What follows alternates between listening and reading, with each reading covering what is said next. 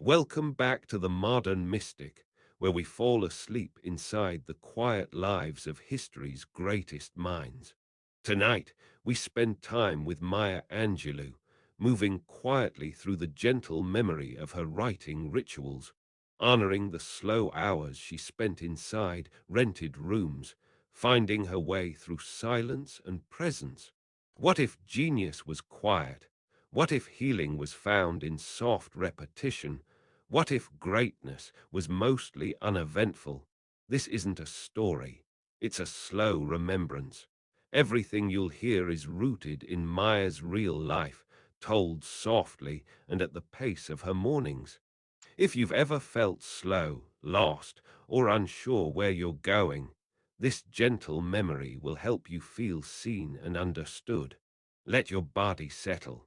There is nowhere else to be. Even if you drift off to sleep, the spirit of Maya's rhythms and rituals will still reach a part of you. No need to focus. Just let the sounds unfold beside you and allow the quiet of one extraordinary life to carry you home. The year was 1928. There was a room in St. Louis, its quiet broken only by the hush of voices in the hall, the sound of nurses' shoes on polished floor. In this room, Marguerite Annie Johnson first opened her eyes. The walls felt cool and distant. Her mother, Vivian Baxter, held her close for the first time. Light pressed in through the window, a gentle spill on worn blankets and hospital sheets. It was April 4th. The city was waking, the morning carrying with it a sense of beginning.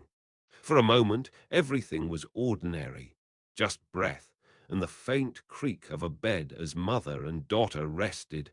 The birth certificate ink drying nearby. Years would pass, and the air would change.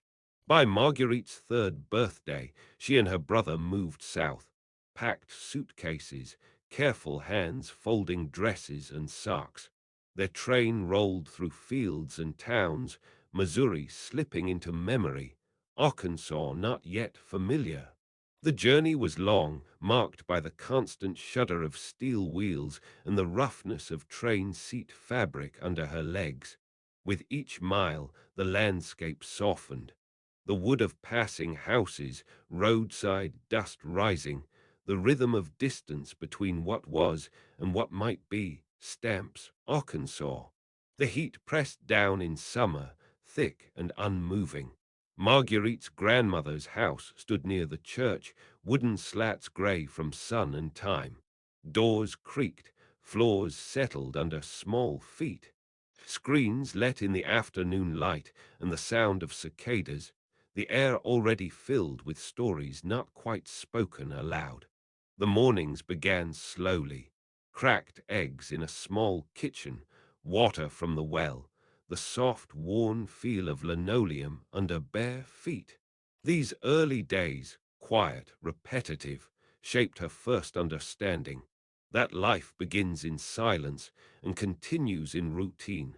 Her grandmother, Mama Henderson, ran the only black-owned store in town. The bell above the door chimed softly for customers, familiar faces, tired at the end of a long day. Marguerite watched from behind the counter, hands on cool jars of pickles, the sweet rustle of paper bags. Sunlight fell in ribbons through the dusty windows. Coins exchanged, groceries passed from hand to hand, every action measured and careful. Outside, the dirt road was warm beneath her sandals. As evening came, the world slowed. The smell of pine, the creak of the porch swing, the hush of distant voices preparing for supper. Marguerite learned to listen before she spoke, soaking in the small lessons of wood and wind, of crease and shadow. In those first years, nothing seemed grand. Each day repeated itself: breakfast, chores, school, the walk home with her brother through the dry Arkansas dust. And in that repetition she was shaped, not rushed, not changed too quickly. Her name, still simple on paper, Marguerite. a beginning that did not know its destination. The sacredness of small steps. There is a humility in beginnings. Before any great work or public voice, there are mornings that pass unnoticed and afternoons where the light angles across a room full of ordinary things.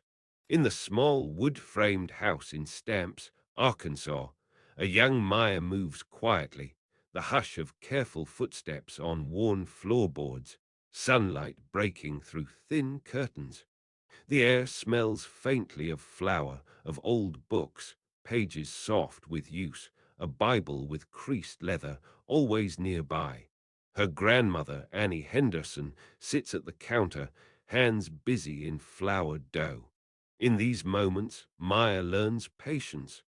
To watch bread rise, to wipe counters clean, to listen for the gentle instructions spoken with care. Every day is slow. The rhythm of the shop, the sound of coins landing in a tin, the brush of linen aprons against wooden chairs, all these things become a kind of music, familiar and grounding. And even as the afternoons move forward with the weight of the heat pressing against the clapboard walls, Maya listens. No need to hurry. Out back, she traces fingers over the rough grain of the porch rail, the paint peeling from summer storms. Wind moves through tall grass, and she breathes in the silence between words. There is a lesson here, something about how the world shapes itself around a child, making room for quiet observation, for stillness, for the soul to feel its first awakenings. She carries books under her arm, a careful stack balanced against worn corduroy, the scent of jacket linings, wool, a bit of soap, a hint of pine from hanging laundry outside.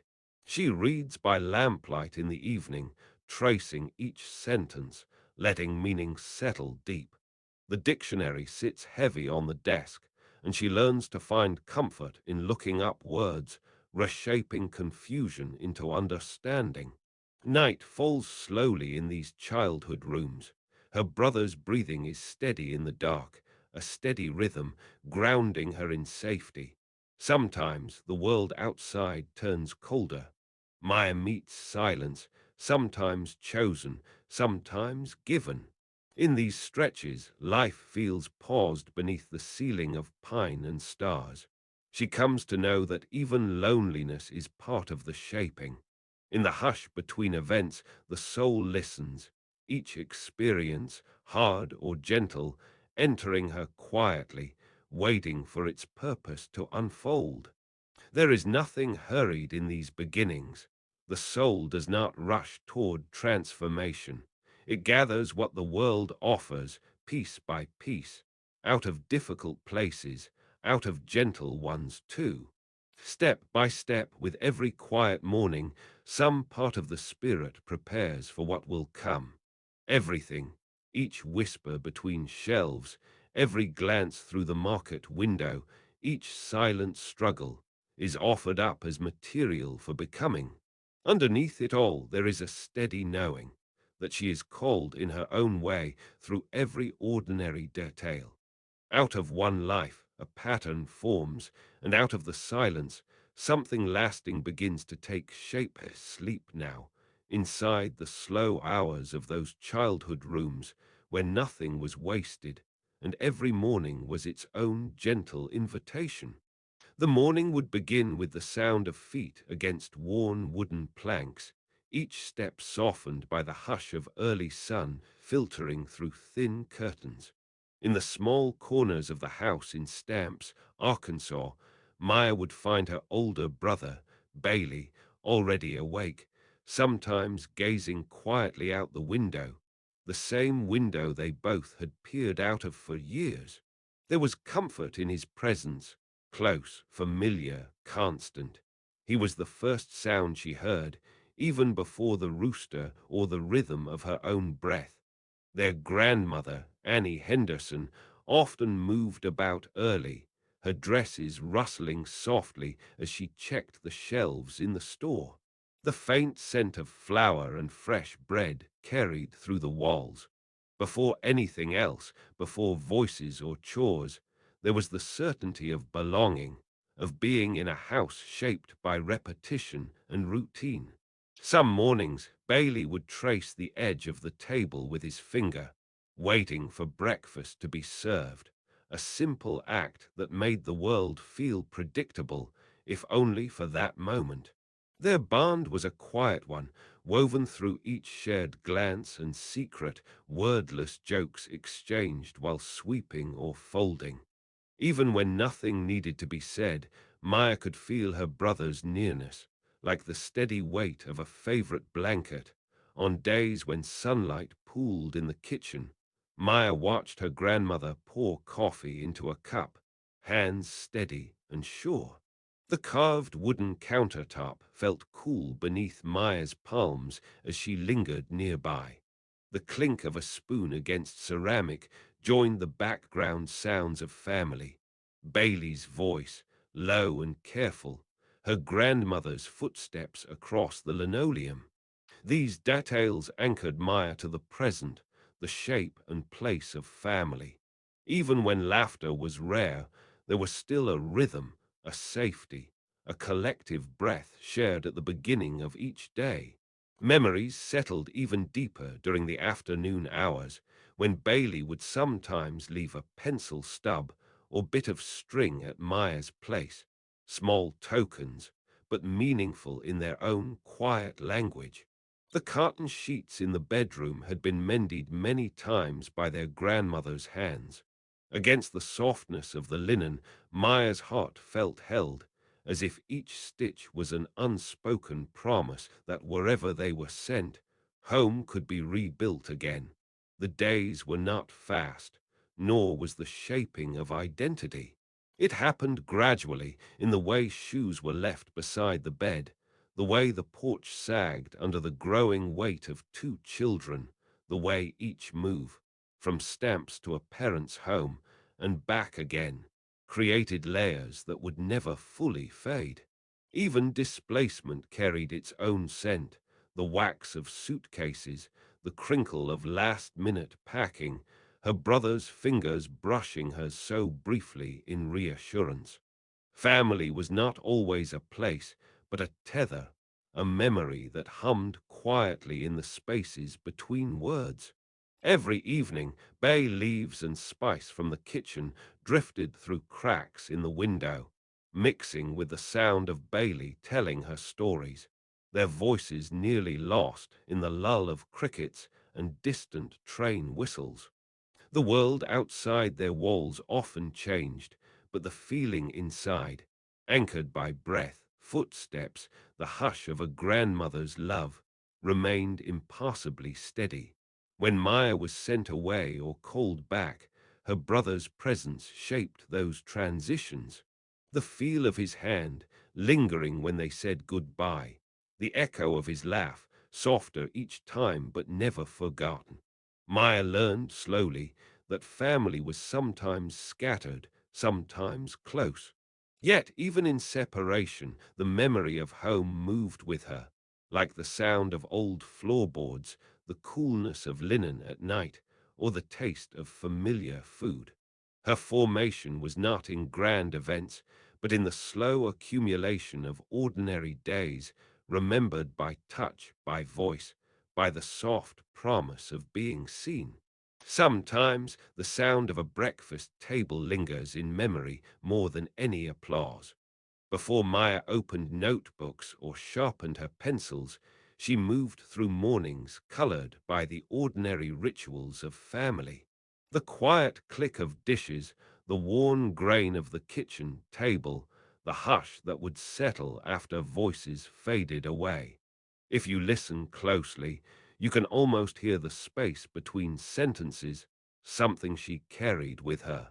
In Stamps, Arkansas, the air always seemed a shade heavier just after dawn. Her grandmother, Annie Henderson, ran the store. Sugar sacks stacked neatly, the wooden counter cool under Maya's restless fingers. That store was more than a place to trade flour or beans. It was a room where every transaction carried a legacy. Even as a child, Maya noticed the reverence in routine.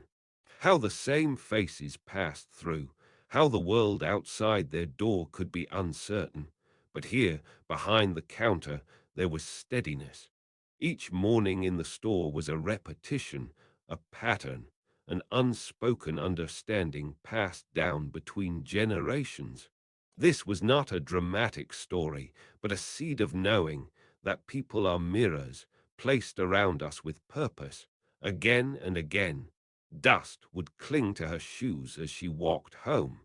There were long silences with Bailey, her brother, sometimes broken only by the sound of a page turning or the far-off singing of neighbors. Even absence carried its own weight at home. After her parents' separation, Maya often traveled between worlds, from the strict order of her grandmother's home to the unpredictability of the cities where her mother lived. Every new place held different rules, different comforts. The shift between houses required a kind of soul's flexibility, like a deep breath before entering cold water. She did not always know why people came or went, only that, somehow, every crossing and return shaped who she would become. The fabric of family life wasn't always smooth. There were uneasy truths moving quietly beneath the surface, as in any home. Words sometimes left unspoken, grief folded into the seams of daily life. Yet beneath it a sense of design. Perhaps these souls were placed together for the lessons that repetition brings. Each tear, each forgiveness, each separation, another thread in a tapestry begun before memory.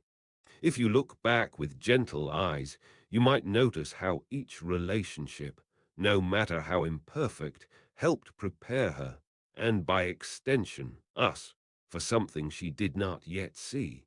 There is a kind of silent agreement below the noise of family, unvoiced contracts to learn, to heal, to meet again and again. The slow walk home from the store, the preparation of simple breakfasts, the way her grandmother's voice shaped Maya's sense of worth. None of these moments stands alone. Each is a doorway quietly offered to deeper understanding. Sand creaks beneath her feet on the porch. The light changes from sunrise gold to the stillness of late morning. Maya, pencil in hand, studied the world from the vantage of these small gatherings and separations. In every face across the table, she learned, quietly, without needing to name it, that every relationship is both a story and a return. Over years, rooms, kitchens, she discovered herself as both the student and the teacher again and again. And so, as you listen to her early life, let the memory of those tender, ordinary mornings become your own. Every soul we meet echoes something we agreed to long ago, even in silence, even in goodbye. A thin morning light moves through the linen curtains, washed yellow and quiet on the hotel wall. Maya sits small in the borrowed room, knees drawn close, beside a nightstand marked with rings from old water glasses. There is the muted thud of traffic in the street below, but inside the air stays still, thick, held, almost sacred in its hush. She was 8 once in that first long silence. Something happened that changed the color of daylight for her. The world had shifted, and so had her voice. There is no record of anyone hearing her speak for months, then years. Not her mother, not her brother, not any teacher or cousin. Mornings would start soft and colorless, her footsteps muffled by the rug, the smell of yesterday's potatoes still faint in the kitchen. She would watch her own hands push against the cool frame of the window, feeling the wood, but never saying a word. In the space where her voice had been, a heavy longing filled in, a longing shaped like ache, like wanting to not exist and yet to be held. When adults asked questions, Maya's lips stayed closed. The sound of words felt dangerous, as if naming things could make them disappear, or worse, bring harm. The ache made her skin more sensitive to the feel of cotton sheets, the press of a chair's back against her shoulders, the pattern of scuffs across the school's wood floors. She began to slip more into corners, choosing silence over explanation, hiding in the shadowy folds of afternoon rooms. Sunlight would filter over her knees, finding her in a chair by the window or in the farthest pew at church. She did not trust the music of her own voice, so she buried her face in open books, letting the paper's softness press back against her cheeks. Whole hours would pass inside the hush, inside solitude. Heartbeats slowed, her silence becoming as familiar as the shape of her small hand in her lap. There was a longing beneath the quiet, an old hunger for safety, for stillness, for not disturbing the surface of things. Some mornings she would listen to the sound of the house settling, the sigh of beams, the creak of a bed frame, the sweep of wind through a cracked window. She became an expert at sensing the moods of a room without a single word. Longing didn't have edges for Maya. It was a fog that filled everything, dampening movement, turning the weight of memory into a presence always nearby but silently pressing. She did not name it. There was comfort in hiding beneath its heaviness, wrapped in the ritual of not making sound. And over time, the world accepted her quiet, her absence of voice, her shrinking from company, the careful gentleness of her steps. What others missed, Maya held close, the hush, the ache, the sense that life, even in pain, was lived through the senses long before it was ever shaped into language. There are mornings when Maya sits in a room wrapped by silence so deep, it hums in her chest and beneath the surface of her hands. The walls hold nothing, no memories, no footsteps, just a gentle coldness on plaster, a hotel window only half open because the city's sounds are too sharp in her earliest hours. Her things are neatly in their place. A single pillow at her back, her legs tucked under, the scratch of legal pad rough against her palm. She lets out one long breath. It fogs the air for a moment and then fades. In this stillness, longing rests beside her. It's a kind that aches, but quietly, like rain collecting at the bottom of a glass, bit by bit, until she notices a fullness there. Here, she does not argue with her ache or need it to leave. There is room for it in the silence, and so she lets it settle like dust on sunlit wood. A page sits empty for a while, the yellow paper soft and forgiving, and Maya watches her own stillness reflected back. In her quiet, the ache softens and stretches. It is not a wound now, but an opening, something like the moment just before music, when the world holds its breath, completely unformed. She notices the faint texture of the paper under her fingertip, the cool weight of her pen, the hush pressing from all sides. There's an understanding in this sacred hush that true transformation comes without show or spectacle. It's the slow working of silence on longing, the quiet way an ache teaches the body a different language, a language older than words, quieter than explanation. Some mornings, Maya closes her eyes just to listen, not to thoughts, but to the quiet beneath them.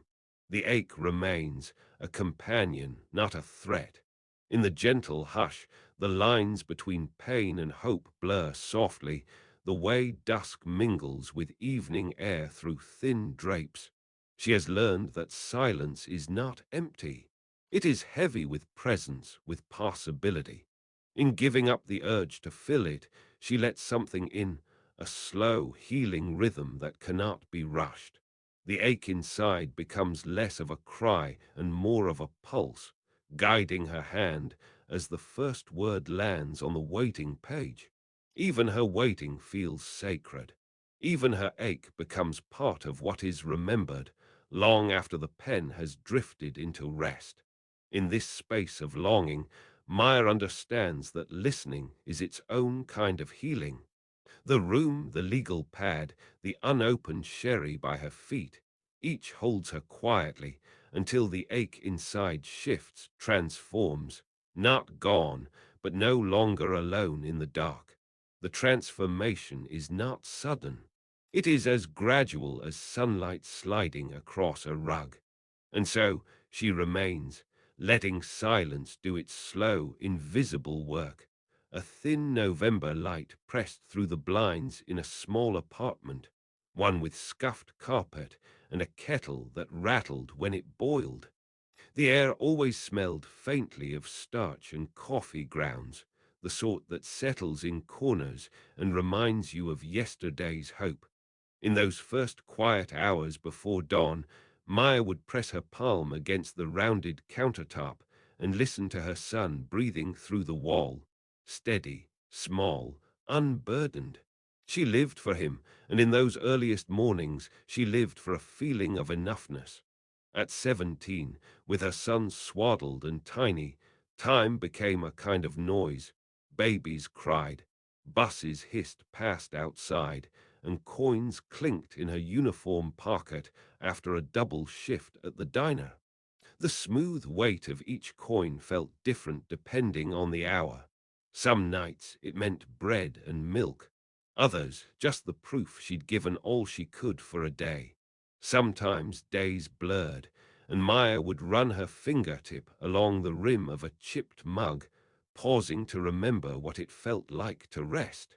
She wore old shoes, resolutely practical, making a soft, rubbered sound down hallways that were sometimes cold, sometimes full of a neighbor's laughter, but always waiting.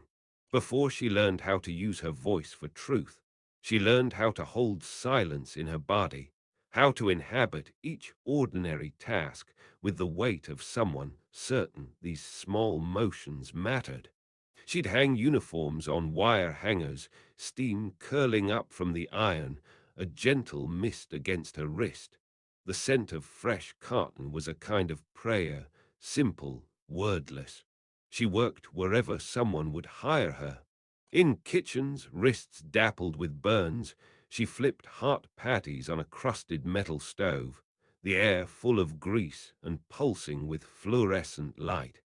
Each shift felt long until the last plate was wiped and stacked.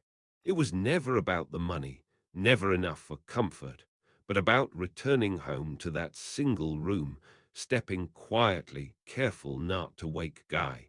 She'd settle on the edge of her bed and look at the quiet curve of his sleep-soft face, thinking of all the days still ahead. The world at that time did not feel soft or sure. Still, she learned patterns. The whistle of a streetcar as she began another morning, the crackle of pages as she turned library books late at night, searching. It was her hunger for words that stitched her through each uncertain season, the real texture of paper under her fingers, sometimes rough, sometimes slick, always honest. She knew the hardness of bus seats, the press of wood against her back when she leaned for rest. These things became a rhythm, familiar, not easy, but steady. And when the questions came, in the tired hush after shift, in the trembling quiet when she doubted her worth, she sat with them, never rushing. It was never one bold turning, but a slow accumulation of ordinary courage, of continuing. With every sunrise through thin curtains, every small hand reaching for hers, the deeper voice inside her whispered, "Keep folding, keep listening, keep letting the world pass through you until it reveals a place to stand." Nothing was linear. The failures were not singular, and the turning points rarely announced themselves. Yet in every work uniform she scrubbed, every train she boarded, every after-midnight moment spent watching her son sleep, she was learning. Breath by breath, letting the world shape her for something she could not see, holding close that seed of voice, quiet, waiting, always present. References: Maya Angelou, I Know Why the Caged Bird Sings. New York, Random House 1969. Maya Angelou, Interviews with Oprah Winfrey, Super Soul Sunday, OWN, 2013. Angelou Maya, Gather Together in My Name. New York, Random House 1974. https www.biography.com/authors-writers/Maya-Angelou. https www.2014/5/29/ots/Maya-Angelou- obituary https www.opera.com/inspiration/Maya-Angelou-biography/ all a letter pressed between pages. The paper thinned by time, the ink just slightly smudged from a restless hand. Maya's fingers lingered on the edge, feeling the ridge where her pen had pressed hardest, pausing in the middle of a sentence she no longer remembered writing. This room, with its borrowed furniture and morning hush, had often settled around her in much the same way, soft, expectant, and undecided. There were weeks when nothing she wrote felt true. Lines unraveled and hopes for the day dissolved quietly, folding into the linen of the hotel bedding behind her. The city outside was never silent, but behind heavy curtains, in her chosen solitude, the world thinned to just the sound of pencil on yellow legal pad, or the quiet sip of water by her side. Some mornings she would sit for hours, words refusing to gather. The temptation to judge or rush herself was strong, but she let the paper stay blank, the ache of waiting a quiet companion. Each page left unfinished became its own turning, a small acceptance that not all intentions become fruit. She learned to honor those pages, not as failures, but as silent disciplines. There are countless gentle rituals inside creative detours. The slow tying of a scarf, the folding and unfolding of her writing hand, the faint click of her watch marking the hour's passage. Discipline wasn't just in what got completed, it was in bearing witness to gaps and missteps, in letting detours offer their lessons in patience and presence. Maybe nothing is here to mean what we expected. In those blank stretches, there was a chance to remember that meaning itself shifts quietly, like sunlight moving across wallpaper. Maya's ritual was to stay in the room, stay with the not knowing.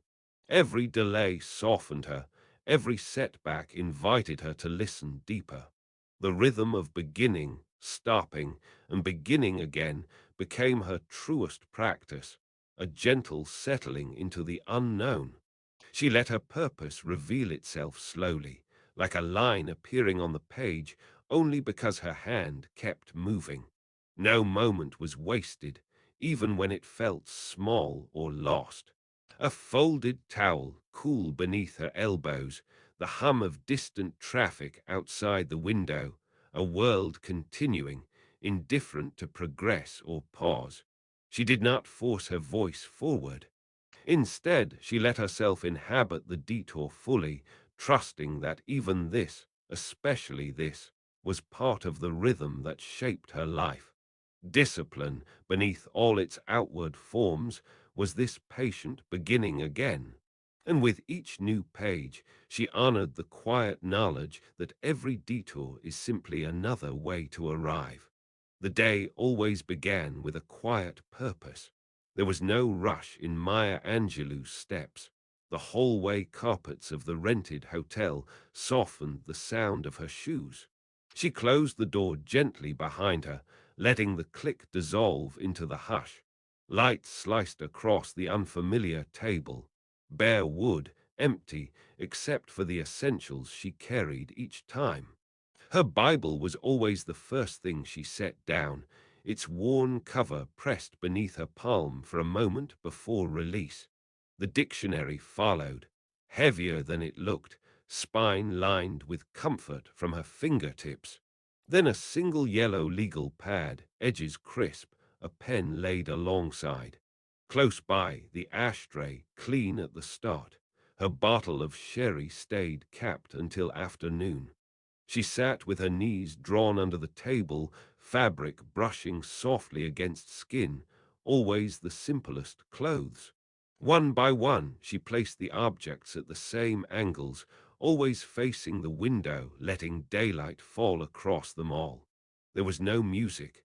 She used silence the way others use sound, letting it pool and gather, thick against the wallpaper, wide over the bed that would remain untouched until her session ended. Her rituals never changed. The repetition carried a kind of grace, as predictable as dawn and as necessary.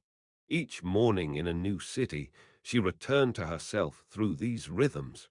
Even the scent of the rented room, faint soap, anonymous linen, the trace of old smoke, became part of the routine, rooting her in the present rather than distracting. She wrote in long stretches, only the scratch of her pen marking time. Sometimes her hand paused, a question forming, a line waiting to resolve. She reached for her Bible, not to read but to hold, reminding her of source and anchor. When words became stubborn or thin, she let them rest, breathing in, filling the room with patience rather than tension. The yellow pad would fill slowly, page after careful page. Every detail of her practice was chosen, not from grand inspiration, but from discipline, practiced, repeated, honored. The hidden comfort of a daily order, the belief that every legacy is built not by greatness, but by faithful return. Over and over. The world outside her window hurried by as she remained, with her paper, her pen, her chosen things, and her sacred, interior silence.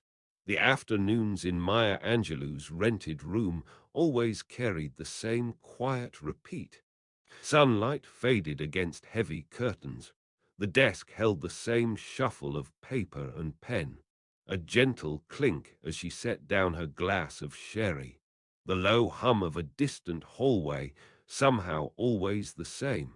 She returned each day to these simple patterns, the lining up of objects on the desk, the careful pushing back of her chair, the smoothing of her skirt with steady hands. Nothing here tried to be different or new. Instead, there was something sacred in the sameness. The repetition itself felt like an old song, soft, familiar, quietly keeping time. For Maya, ritual was its own quiet language. The routine tasks, which morning after morning might have seemed dull to someone looking for drama, became a kind of devotion. Arriving, settling her belongings just so, opening her Bible and placing it on the far left corner. The dictionary settled to the right, yellow legal pad center. The tools waited, always in their sequence, for what might come through her hands. She allowed each day's practice to feel ordinary, never forcing herself to perform, only returning to the daily act itself. It is in the folding of the same linen over and over that a kind of reverence builds in the soul. It is in making the coffee, opening the window, closing the door. Chop wood, carry water, not as a lesson, but as a rhythm she could rely on. As the day lengthened, she noticed the details. The slight change in the air, a draft along the baseboard, the wooden legs of her chair pressing into old carpet. Maya let herself become intimate with these textures. Every repetition deepened her relationship to the space around her. She welcomed a gentle boredom, the good kind, the kind that lets the mind drift below the surface. If her writing came, it came quietly, stitched between these countless ordinary moments. She never hurried. There was no reaching for inspiration as if it needed to be captured. It needed only to be allowed in the stillness. Devotion took shape. Through the repetition, she became present. Each act, mundane and small, became part of her worshipful attention to the world. Letting the afternoon unfold required no striving. For Maya, to repeat was to remember, not with her mind, but with her hands. Slowness gathered around her like a gentle cloak, and she wore it until the day closed. There is a stillness you feel in the late mornings of Maya Angelou's borrowed hotel room. The carpet holds the imprint of her muted shoes. Her bag rests against the wall, gently folded. By the window, light pushes through shears, landing on the scarred hotel desk, wood worn by strangers and her own careful presence. On that surface sits a Bible, its cover softened by hands, a glass bottle of sherry catching the day's first gold, a pad of yellow legal paper, and an old dictionary with wrinkled corners. The quiet feels complete, but there's something underneath. As she sits down, she doesn't immediately write. Her hands pause above the page, one finger tracing an invisible outline. Every morning, the same uncertain breath. She's written before, but the page is always new, and the doubt just as sharp as the first time. It waits for her, that private fear. This could be the day the words do not come. Maya never let herself pretend that courage meant being unafraid. She brings her fear into the room, lets it sit beside her. In the hush, she folds her hands, and her lips move gently, barely audible, forming a prayer she's given to this same darkness, book after book. The prayer holds no special poetry, just an honest plea to be less alone with her uncertainty, to remember she is not the only one entering this silent wrestling match. The page smells faintly of fresh paper and pencil wood, grounding her when her chest tightens. She pulls the Bible closer, not as a document, but a landscape she's crossed for years. Lines of Old English drift into her mind, familiar cadences. They wrap her, offering shape and rhythm to the anxious silence. Long before she writes one word, she listens, letting that voice from childhood, the sacred tones whispered over her in distant mornings, fill the empty room now. Sometimes she doubts even this is enough. She sits with the fear, the smallness. Light shifts on the glass. Outside, the city is indifferent. Inside, the ordinary grace of presence grows roots deeper than her confidence, stronger than her worry. Another breath, then another. Every paragraph of her work begins here, in the layered presence of devotion, repetition, and the quiet reminders she's held for a lifetime. She never told herself this would get easier. But in prayer, in memory, in the honest company of fear, she anchors herself in visible work, but vividly real. This is where her voice is reshaped, not in bravado, but quiet returning, again and again, to trust that yesterday's emptiness does not decide today's faithfulness. A chair creaks, the sherry waits untouched. All that matters is this hidden rhythm, doubt, prayer, and the quiet belief that, though she often feared she would fail, the words would arrive if she stayed with them long enough. A late afternoon hush drapes itself over the rented hotel room. The light has softened, filtered through thin curtains. The sound of traffic is faint on the other side of the glass, distant enough not to crowd out the stillness inside. She sits at the worn desk, just her, the yellow legal pad, and the familiar pen. For hours, the surface of the desk has held small, silent offerings. Old wood warmed by sunlight, the cool trace of condensation where her glass of water rested, the slow settling of dust that gathers when nothing is hurried, a deep breath, slow and even. She looks up. The room remains plain, no decoration, only utility. Yet in this small vacancy she senses a presence. Quiet, not seen, not spoken, but felt the way heat lingers at the end of a busy afternoon. This is not the moment that ends in a brilliant line or a flash of inspiration. This is the pause, the space to become aware of something beyond herself, the kind of noticing that feels like standing at a threshold but makes no demands. She gathers her thoughts. Her hand rests on a Bible folded closed. She rasps her fingers across the gold-edged pages, not to search for a passage, but just feeling the texture, pages whispering against her skin. The silence in the room wraps around her. She does not ask for a sign. She simply remains. There is a comfort in these minutes that are not productive. She lets her feet slip out of her shoes and presses her toes to the worn hotel carpet.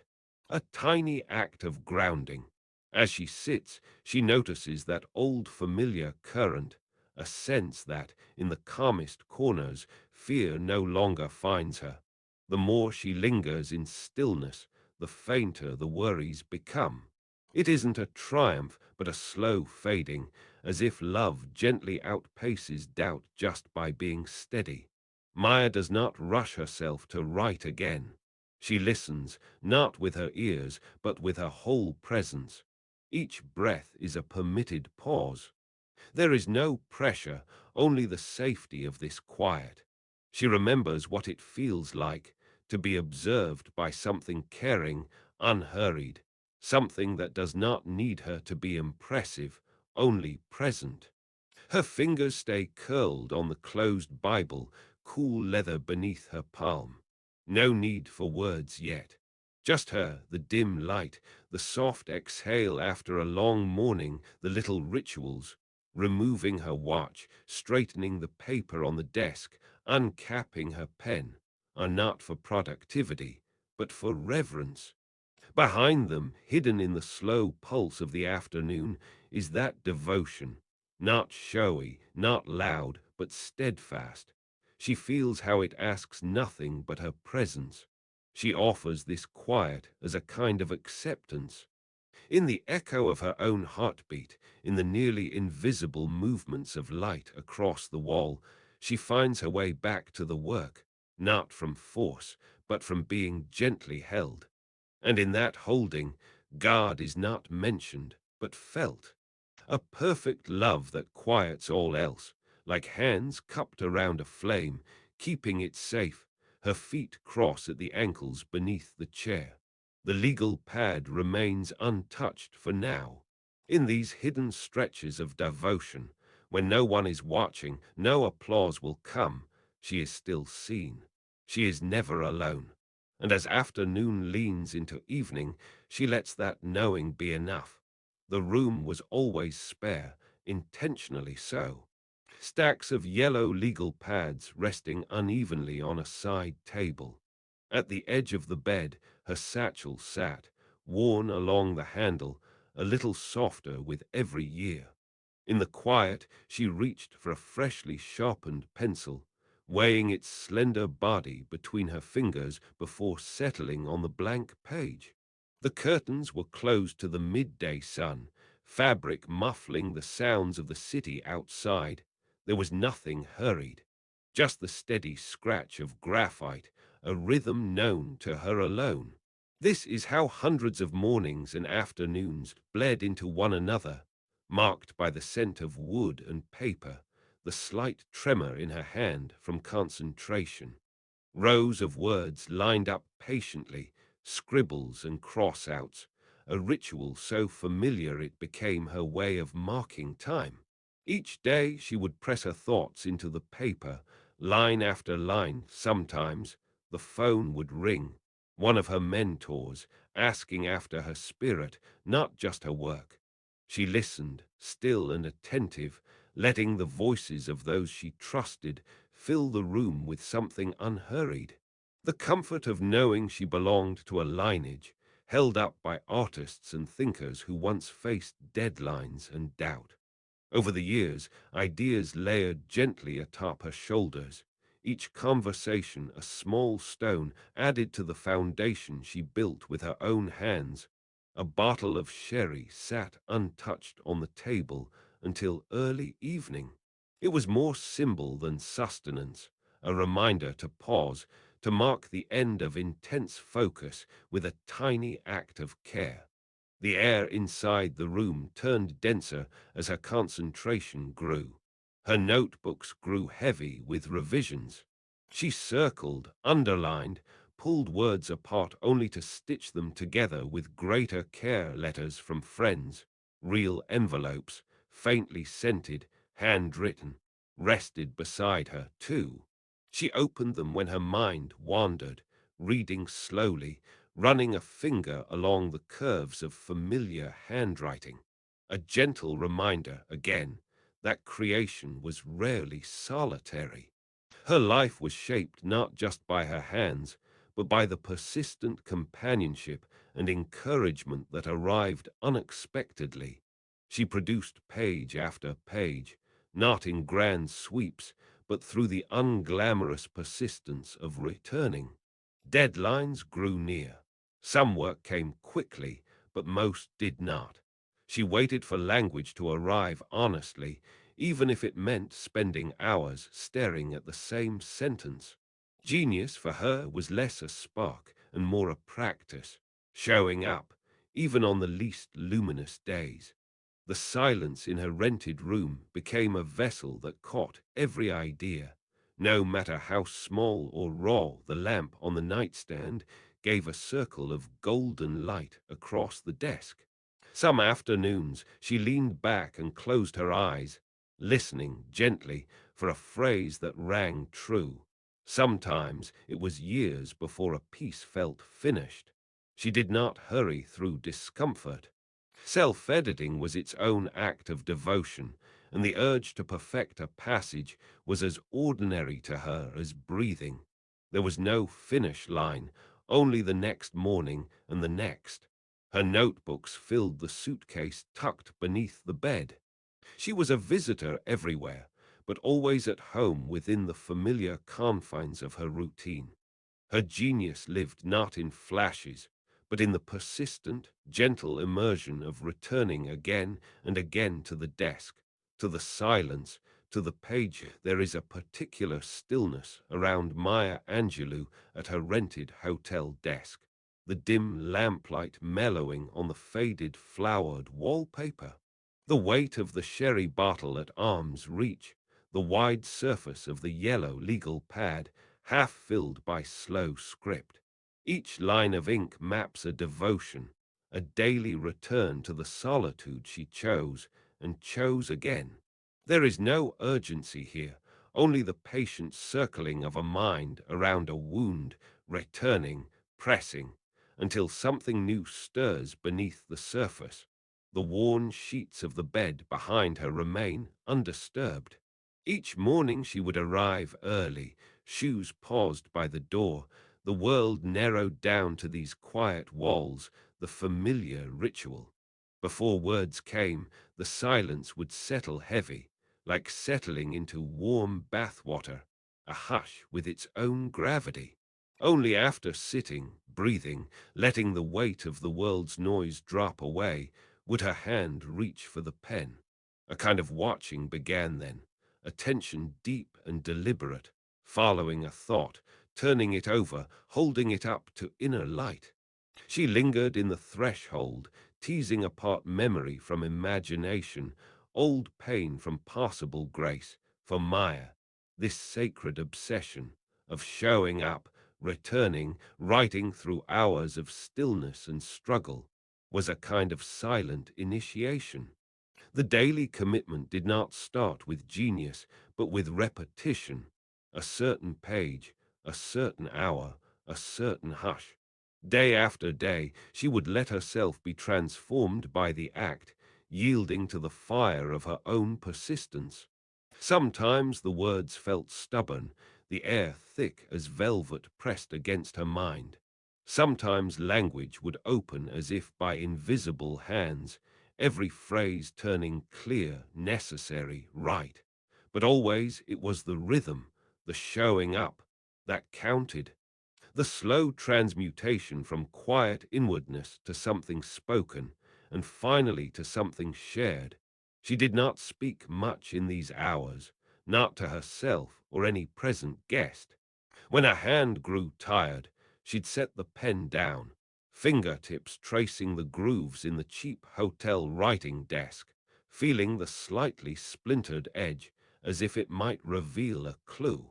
Through the barred window, sunlight shifted, softened, sharpened, then dimmed, reminding her how endless a single day could feel when devoted to the same small work.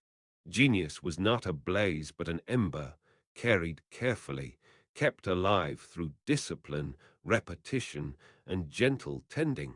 Something about this routine made space for deep transformation, the kind that happens quietly, long before any outward effect is visible.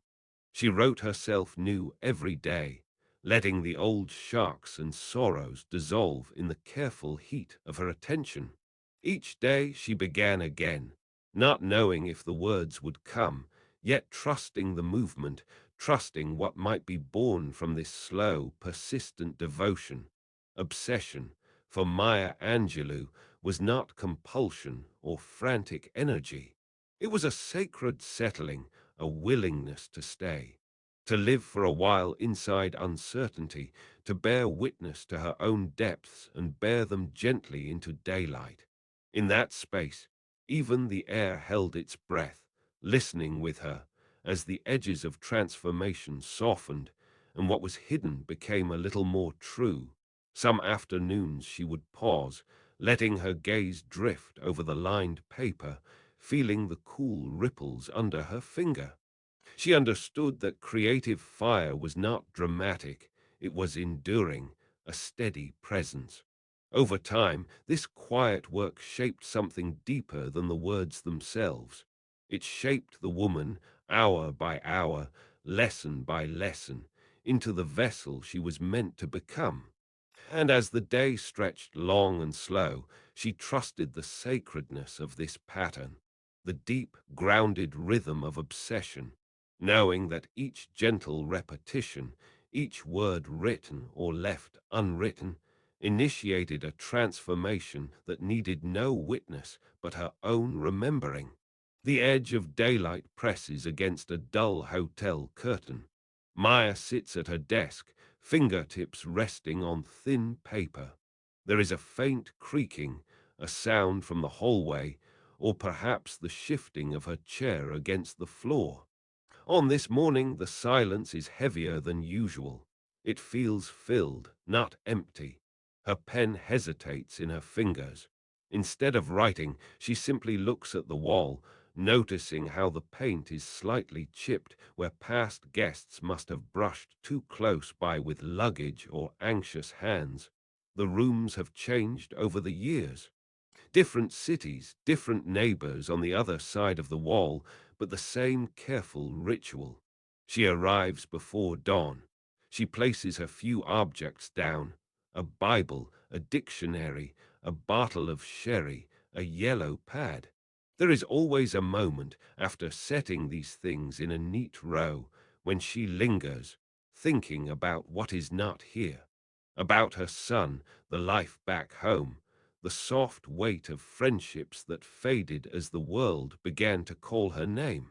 The cool glass of the window holds her reflection, a woman divided by the work she must do and what it costs to do it. There were days when the phone would ring too often, even in these borrowed rooms. Her work brought invitations, lectures, interviews, events, each one an acknowledgement of her talent, and each one another day away from those she loved. She would sit on the edge of the unfamiliar bed, telephone pressed to her ear, her voice steady but low, trying to reassure a friend or a family member that she missed them too. The sheets smelled of bleach, never of home. The hum of the air conditioning became the lullaby of isolation. Papers gather in stacks, some with ink smeared where her hand leaned too heavily. She reads and rereads each page, searching for something right, something deserving of perseverance. The words come, but they ask for everything. In choosing to answer, she has left parts of herself, attachments, comforts, sometimes harmony, far behind. The price of being present for her own gift was often paid in absence from the everyday, from birthdays, shared meals, silent afternoons with company. The chair beneath her feels both grounding and lonely at once. Estrangement was rarely sudden. Relationships drifted like clouds breaking apart overhead. The legal battles over custody, the choices demanded of her as a mother and as a writer, they formed a quiet ache she carried into each morning. Outside the window, the day grows brighter. Car engines revive the street below, but in this small world it remains still. Maya closes her eyes, letting the soft linen of her shirt brush lightly against her arms, reminding her both of presence and longing. The fabric is cool, but not home. There are mornings she wakes exhausted, not only from lack of sleep, but from the steady drain of sustaining a public self. Letters pile up on the corner of the desk. She reads them. Stories from readers, requests for guidance, confessions of pain. She answers as many as she can. Even as she offers comfort in her replies, she feels a small distance widening between who she nurtures in her words and whom she can tend to within reach. Her hand returns the letter to the stack, quiet and careful, as the day moves slowly forward. The room where Maya worked always had a thin hush to it. The corners would hold the soft edges of late afternoon, as if the light itself was holding its breath. She would look up from her legal pad, pen still, and feel the heaviness of memory lingering just past the lace curtains. Every writer trades something, this she knew. The pain that lived in her chest was not a thing to be banished, but a quiet companion beside the ink, invited in and witnessed. Some mornings the chair would groan as she folded her body forward, elbows on knees, palms pressed together. The world grew small inside the rim of a coffee cup. Loss was never just one event, it was a continual absence, a call she'd learned to meet without resistance. The hard linoleum floor beneath her feet cooled the ache. With each breath, she let the grief be as it was, never rushing to sweep it away. There was an honesty to it that taught her how to stay awake to the depth of morning's silence. Outside, wind touched the window panes. Maya would sometimes pause and let her fingers rest against the glass, feeling the vibration. What was missing made space for the sacred. In these intervals, she found the deeper currents, not what she could keep, but what she could carry. There is, she learned, a wisdom to growing quieter when something is gone. The work as much about enduring losses as gathering words. She returned to the yellow pad, drawing slow lines beneath discarded thoughts. It took humility to let go, to know that morning has its own season, neither rushed nor denied. The day would slip forward either way. She trusted that what left her would shape what remained. The wool blanket on her lap weighed softly against her thighs, anchoring her body in the present. She let sorrow join her at the desk, not as an enemy, but as a companion stitching silence to meaning. It became part of her spiritual maturity she'd come to see. Surrendering to what disappears was a kind of union with herself, with the story, with whatever waited beyond. The Bible in the drawer was opened less for searching than for acceptance. There was a holiness in the questions that had no easy answer. The old keys on the typewriter would click in time with her steady breath, each loss honored before it could be transformed. Soon, the room held only the sound of pen gliding across paper again, sorrow made spacious. Life, as she remembered, was always meant to be lived with both hands gently open. Soft light through blinds, late afternoon. In Winston-Salem, Maya moves slowly through her home, her footsteps muffled against quiet carpet. She wears a loose sweater, sleeves pushed up, her hands steady as she smooths a letter out on the kitchen table.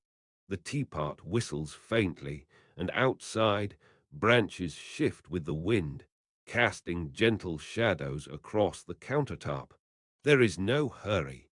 In these years, even her routines have softened, their edges made round by time and habit. There are medals and plaques on dusty bookshelves, though she does not dwell on them. Sometimes she runs her finger along the cool brass of a medal, pausing for just a moment. She remembers the rooms where she received them, the heavy air, the warm handshake, the applause lagging slightly behind reality. Most ceremonies end quietly. What stays with her is the way a chair felt beneath her, how her heart sounded in her chest, being called to speak, sometimes sitting side by side with leaders, young voices and old. Maya watches them carefully. She listens, her eyes never leaving their faces. Her hands rest in her lap, palms up, the gesture open and ready. The room hushes when she speaks, but even then her words slow everything down. She waits for silence to settle fully before she begins. On stage, the wood beneath her chair feels sturdy, grounding. Her breath is smooth, the air mixing faintly with the smell of paper programs stacked at her feet. In interviews, she sits in gentle pools of studio light, the camera barely a presence. Every question is a stone dropped in water, rippling slowly outward. She does not rush to answer. Her gaze drifts, sometimes toward a bookshelf, sometimes at her own hands, hands that have written long mornings into gold-lined afternoons, hands that have caressed the edge of a beloved Bible. The rhythm is unchanged. Inhale, exhale, respond only when the heart is ready. She laughs gently, tone weighted with the years. Even the simplest stories are told as if each word required permission from silence. She walks now with a little more care. The cane, cool wood against her palm, is both companion and sentinel. There is nothing hurried. The corridors of her home stretch ahead, warmed by lamplight, familiar books pressed neatly on the shelf. In the evening, she prepares a cup of tea, the scent of chamomile drifting up from a blue china cup. She sits in her living room armchair, upholstered linen soft after years of use, watching the sun withdraw behind the trees. Visitors come and go, friends and strangers alike, seeking a word or just to listen. Maya folds her hands in welcome. Sometimes there are small gifts, a pot of honey or a fresh notebook set quietly on the hall table. She receives them with gratitude, every gesture a thread woven into the slow fabric of her days through these years. When the world asks her about pain or forgiveness or hope, she roots her answers in the truth of experience. Her guidance is not instruction, but presence, showing by sitting, by listening, by filling the silence with attentive warmth. At night, before sleep, she touches the edge of an award, its medal cool and still, and remembers that the greatest honors are always private. A steady breath, a life made whole by acceptance, the lamp left burning low for one more day. Some afternoons, the hotel room window was half open, holding back a little hush, as if time itself wanted to pause here, where Maya sat in the late daylight. The air, quiet and unhurried, met the room's soft shadows, moving gently above the surface of her open legal pad.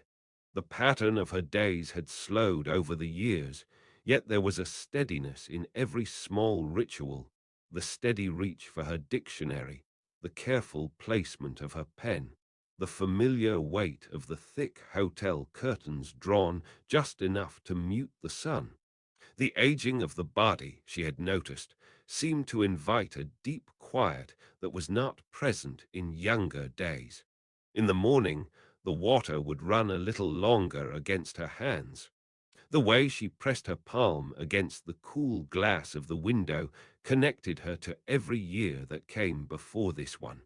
The world outside slowed with her, calling her into a state of listening that was less about words, more about presence.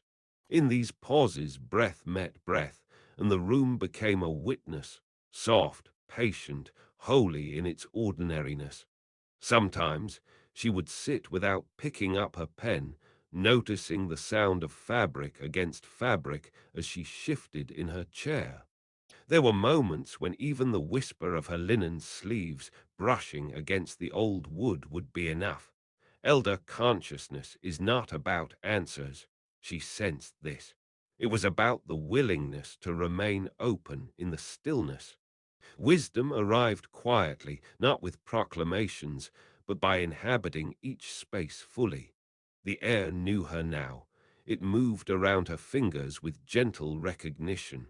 The daylight softened with her, hours unfolding in gentle repetition. Her body moved a little slower, but her attention grew deeper.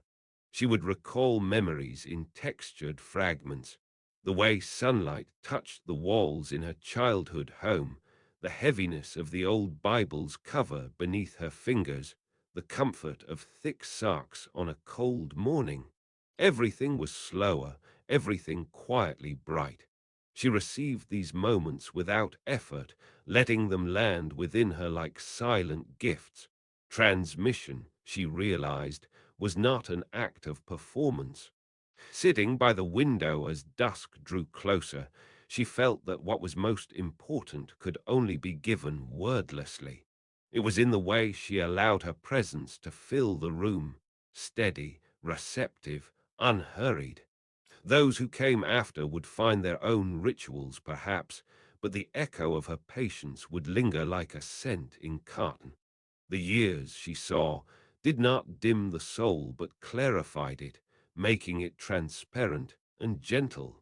Long into her elder years, Maya noticed a steady rhythm within her chest, something that did not belong to time, but to the deeper layers of being.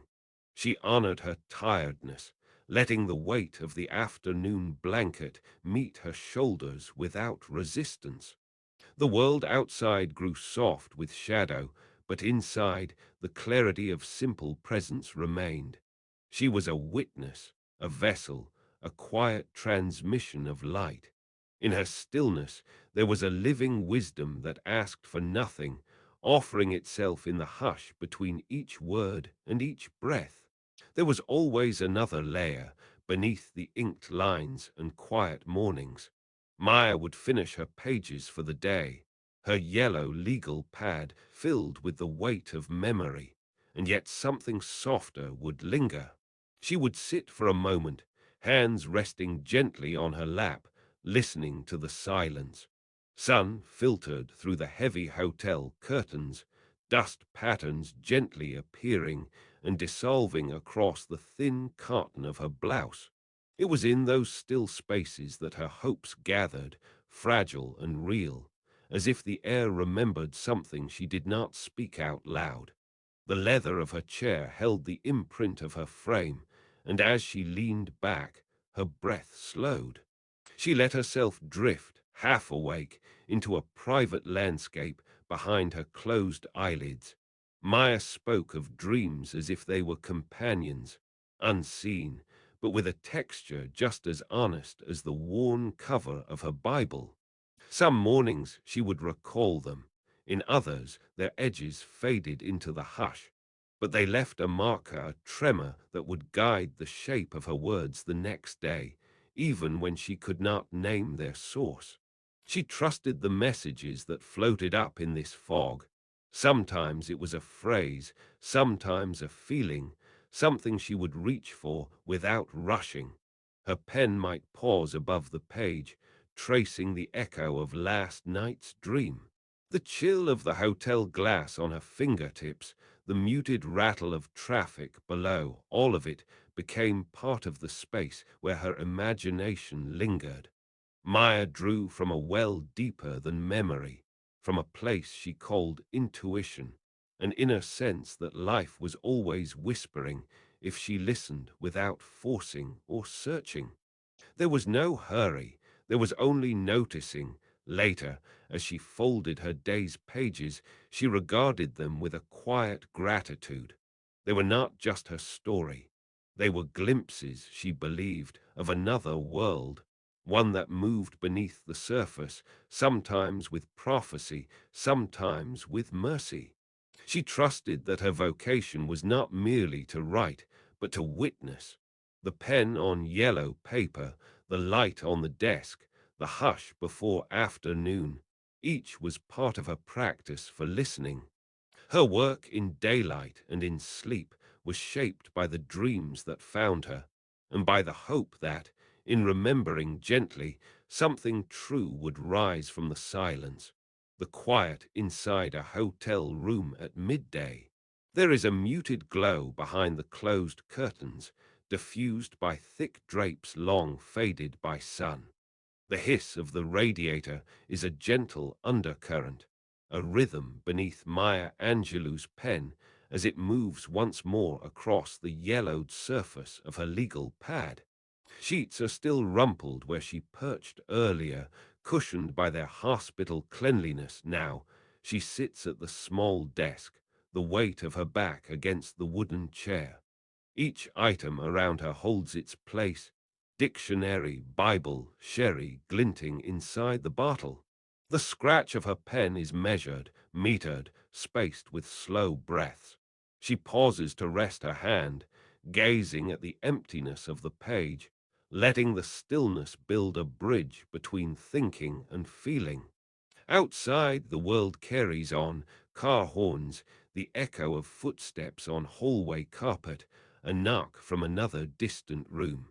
Inside, the structure is different. There are no loud directives, no lists posted on walls. Instead, there is an inner scaffolding, nearly invisible but deeply sure. The pulse of her creative life follows this unseen rhythm. The way she lifts her pen, the way her eyes close for a moment, as if to listen to something just beneath the surface. The silence is never blank. It is alive with vibration, waiting for her voice to catch up to what already exists within. This is not habit for habit's sake. It is alignment, the body and mind moving in the same gentle current. Resting her elbows on the closed dictionary, Maya is aware of her pulse, steady, warm, real. Her sacred structure was never in the external trappings, but in how she honored her internal world. When doubts wandered in, she would not chase them out, but greet them with the same quiet acceptance. She let her breath expand, feeling the fabric of her blouse against her arms, the slight texture anchoring her to now. Every moment of stillness was a kind of architecture, slow beams being raised beneath the scaffolding of her thoughts. As she sits in this hush, it becomes clear. The room is a vessel, but the true walls, the true corners and windows are within. There is discipline here, but it is not about schedules. It is about listening. Even the pauses between words, the blank lines, the space left at the edge of the page, has a vital part in shaping the whole. She listens for the feeling that precedes the thought, the vibration before the phrase. The outer world falls away, and the inner world, quietly ordered, carries her forward. This internal pattern, this invisible arrangement, is the deepest kind of structure. There are days when the work flows easily, and others when it comes in fragments. But the inner room, the silent steadiness, remains. Maya leans back, closes her eyes, and allows the subtle harmony to form the shape of her afternoon. The rhythm of her heart, the slow hush of breath, the living silence. This is the true foundation, quietly holding her as she writes, as she rests, as she becomes. In the quiet of late spring, Maya Angelou moved more slowly through her home in Winston-Salem. The gentle creak of old floorboards marked her passage from one sunlit room to another. Windows softly diffused the North Carolina morning, the air thickening with the promise of another warm day. She kept her routines simple, each object around her layered with memory and meaning. The cool rim of a favorite teacup pressed gently between her palms, the faint scent of paper from a letter left on her desk, the smooth wood of a worn chair beneath her hand as she sat. These were her markers of presence, the small anchors that made up the latter rhythm of her days. She would rise early, sometimes pausing at the threshold of her bedroom to feel the hush settle over her shoulders, a silent shawl. Her son, Guy, was often by her side or just a room away, a quiet, comforting presence. Their conversations, when they came, were soft, unhurried, sometimes just the hush of two souls moving gently past each other. Breakfasts were unembellished, a slice of toast cooling quietly beside her, a mug filled half with warm water, half with tea. There was no hurry, only a gradual waking, a gentle return to the body. Her living room was a landscape of memory, lined with shelves and small piles of books, some opened and marked with scraps of paper, others resting in neat, intentional stacks. Light fell across the spines, gold dust gathering in corners as the day unfolded. She would sometimes run a finger along the edge of a table, pausing to sense the grain of the wood, to remind herself of the surface beneath. A sense of gratitude, if it could be called that, lingered in these small acts of noticing. The warmth of the fabric draped over her knees, the hush just before the telephone would ring. In her final years, her world narrowed in ways that felt sacred rather than diminished. She had spoken about work still unwritten, plans simmering quietly in the background like the slow breath of a house at rest. Each morning brought a return to her well-worn desk, a familiar legal pad waiting, a pen set just so, a small lamp flickering in the half-light. She continued to write longhand, her script as deliberate and rooted as ever. Even as her body slowed, her longing to shape truth and pain into healing never ceased, like water still tracing the same riverbed, though softer now, almost transparent. Outside, spring deepened. Azaleas nodded against the window pane, brushed by gentle breezes. Maya watched them in the late morning, their colors a quiet testament to long cycles of return. At times, she would sit and rest her eyes on the movement of curtains, linen shifting in the air, the rhythm of shadow and sun marking how the day turned. There was no urgency, only a gradual descent into peace. A homecoming to the source she had always known was waiting. It was in this return, with her son beside her and her work gently laid aside for a while, that her final days gathered meaning, like dusk folding slowly into night, the room breathing with quiet presence, until nothing remained but spirit and memory, softly held and everlasting. The last hours in Maya's rented room feel unchanged and unmistakable.